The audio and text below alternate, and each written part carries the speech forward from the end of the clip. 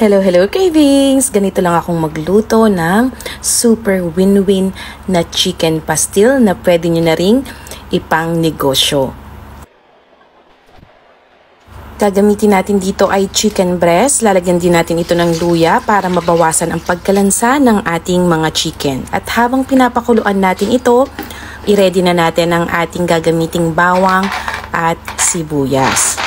Gumamit lang tayo dito ng manual na food chopper para mas mabilis ang buhay. After ng 20 minutes, luto na yung ating mga chicken breast. Hanguin na natin ito at palalamigin bago natin ito himay-himayin.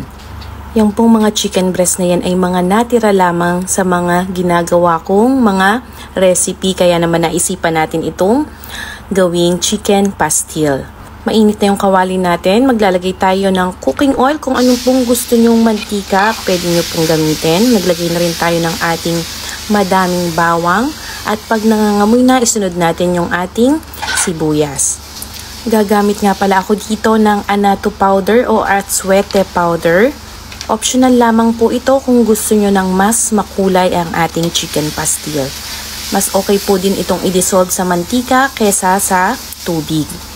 Halu-haluin lamang natin to hanggang ma-dissolve ang ating annatto powder at isusunod na natin yung ating mga hinimay-himay na chicken. Ilagay na rin natin ang paminta at ang ating pampalasa na toyo. Hahalu-haluin lamang natin ito hanggang kumapit yung kulay sa ating chicken. Mga 10 minutes po natin itong hahaluin or kung gusto nyo pwede nyo pong iwan pero sa mahinang apoy lamang.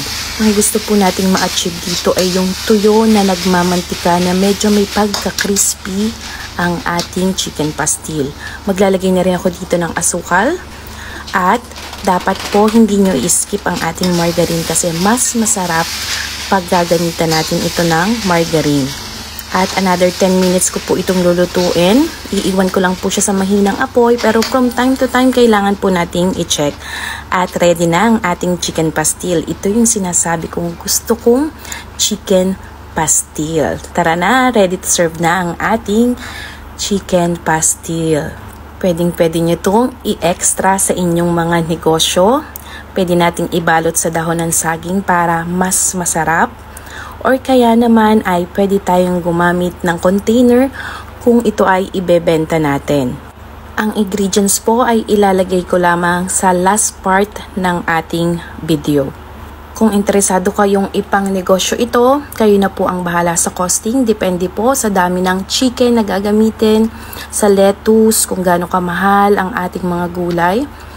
At syempre maglalagay tayo dito ng boiled egg.